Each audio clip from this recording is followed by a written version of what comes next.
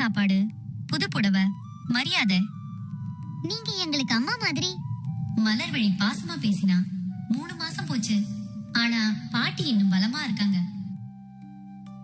ஆனா அதே சமயம் ஒரு நாள் திடீர்னு ஒரு இளைஞன் ஊருக்கு வந்தான். பாட்டி கண் நிறைய கண்ணீரோட, இவன் தான் என் புள்ள மாதிரி அப்படின்னு சொன்னாங்க. இந்த பெட்டி இவனுக்கு தான். அதை கேட்டதும் கண்ணனோட முகம் வெளுத்துடுச்சு. பாட்டி சாவிய கொடுத்தாங்க. பெட்டி திறந்தாங்க. உள்ள இருந்தது சில பழைய செம்பு காசுகள், 2 வெள்ளி வளையல்கள், ஒரு பழைய கடன் பத்திரம்.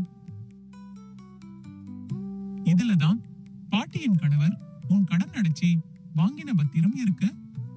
ஊர்ல எல்லாரையும் ஏமாத்தி வீட்டை வாங்குறது எங்களுக்கு தெரியும்.